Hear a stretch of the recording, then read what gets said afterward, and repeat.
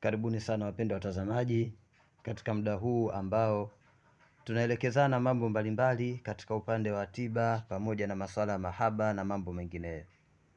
Hapa nataka niwaleteeni njia ambayo itasaidia katika kumvuta mpenzi kwa kutumia namba yake ya simu.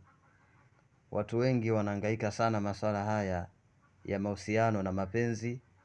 Wanawake wengi wameshaumizwa na wanaume wengi sana wameshaumizwa. Na mtu anahangaika kumpata mwenzake. Kuna dawa mtu anaweza akapewa achome, lakini mwisho wa siku hakuna matokeo yoyote ambayo yanayopatikana kutokana kuchoma hizo dawa au kuchoma matalasimu na kadhalika. Au mtu anapewa dawa za kukoga lakini hakuna majibu ya aina yoyote. Sasa kwa sababu mlikuwa mna mahusiano na mwenzako kakukimbia, bila shaka kwamba uwezo ukakosa namba yake ya simu. Hicho ni kitu ambacho kila mtu atakuwa nacho kwa mwenza wake. Inawezekana kuna mmoja amefuta mwenzake, lakini kuna mmoja ambaye anayo namba ya mwenzake. Kwa maana kwamba kuna uwezekano kupitia namba yake ya simu kurudisha yale mapenzi ambayo yaliyopotea. Sasa hili ni somo la kumvuta mpenzi kwa kutumia namba yake ya simu. Na jina lake pia unaweza kutumia kama ziada, lakini hasa namba yake ya simu. Kwa sababu namba ya simu ina siri kubwa sana, ndio mawasiliano ya kila siku ya mtu, na ndio amesajiliwa simu yake kupitia jina lake. Kwa hiyo namba ya simu ni sasa kama vile unayo picha yake, au vile vile ni sasa kama vile unayo athari yake. Kwa hiyo hapa nitafundisha namna ya kumvuta mpenzi kwa kutumia namba yake ya simu. Sasa kuna herufi hapo umeziona. Hizo herufi hapo zimeandikwa, zisikuchanganye sana, wala usichanganyikiwe kuziona hizo herufi ukasema mimi ni Mkristo sijui hizo herufi za Kiislamu na nini. Kazi itakuwa ni ngumu. Hapana, kazi nyepesi sana. Nitakuelekeza njia nyepesi sana ya kuweza kumvuta mpenzi wako kutumia namba yake ya simu. Hizo ni thamani, tuzione kama thamani zipo hapo. Hizo ni thamani ambazo zilizopo hapo. Kwa hiyo ukiona ile alifu maana yake ni 1, b ni 2, t ni jim ni 3, dali ni 4, he ni 5, wau ni 6, ze ni 7, he ni 8, twe ni 9, ye ni 10, kaf ni 20, lam ni 30, mim ni 40, nuni ni 50, sin ni 60, aini ni 70, fe ni 80, swadi ni 90, kafu ni 100, re ni 200, shin ni 500, te ni 400, the ni 500, he ni 600, dhali ni 700, dhadi ni 800, dhe ni 900, ghaini ni 1000. Cha kwanza lazima ujue hizo thamani zake hapo. Ukishazijua hizo thamani, basi umefanikisha nusu ya zoezi. Kwa sababu kutokujua thamani ya hivi uwezo kuendelea mbele kufanya chochote, kwani utakuwa mpoteza muda wako bure. Kwa hiyo hapa kinachofuata sasa, manake ya mambo yanatokea, mtu inawezekana hakuna sababu ya msingi ya kuachana, au mtu kaletewa fitina, labda pengine kuna mtu ameleta fitina, wakagombana, watu walikuwa wanaelewana vizuri, akatokea kidudu mtu akaleta shida kubwa sana. Na kuna watu ambao hapendi watu waelewane, yaani kuna watu wanaitwa ni mahasidi. Sawa. Sasa hapa nakuelekeza hii njia. Nafikiri hapo kwanza umeshafahamu hizo thamani. Cha kwanza kufahamu hizo thamani hapo. Ukishamaliza kufahamu thamani zake, sawa, ukishamaliza kufahamu thamani zake, kinachofuata sasa ni kuandika namba ya simu ya muhusika. Namba ya simu ya muhusika. Na namba ya simu ya muhusika utaona hapa kwamba namba ya simu ya muhusika ni kama hivi unavyoiona. Mfano hii namba ya simu ya muhusika mwenyewe ndio huyo hapa. Hii ni namba ya Tanzania, hii inaanza na 255. Kama ni Kenya itaanza na 254. Kama ni mtu ambaye ana line ya Kenya, au kama mtu ana line ya Burundi itakuwa ni 257. Kama ni Amerika na kadhalika. Lakini hapa umeshaona namba. Hii ni namba, hii ni mfano wa namba ya mtu ambaye atakiwa avutwe, na huyu mtu anaitwa Zuberi Kawela Saidi. Sawa? anatakiwa avutwe huyu mtu kimahaba, kimapenzi, arudi haraka kama upepo au kama umeme.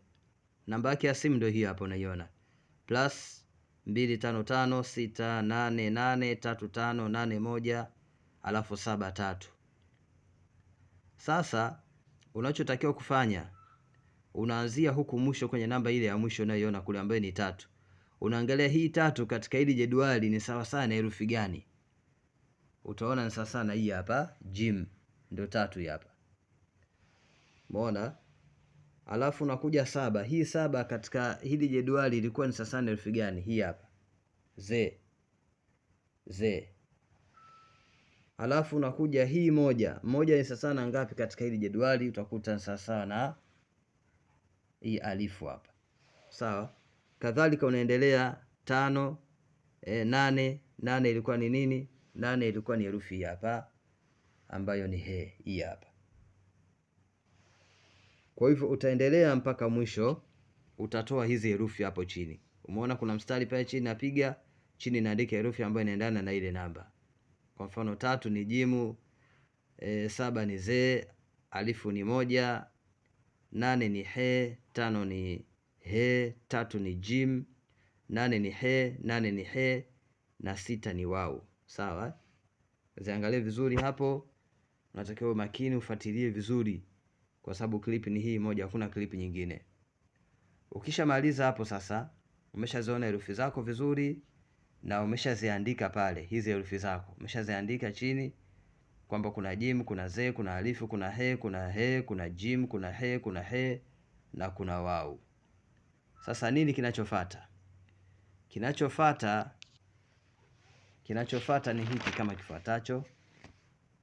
Hizi ndio zile herufi zako. Hapa nimeziandika tu mara mbili, wala sikuchanganya, nilikuwa naziandika tu vizuri ili niweze kukuonyesha.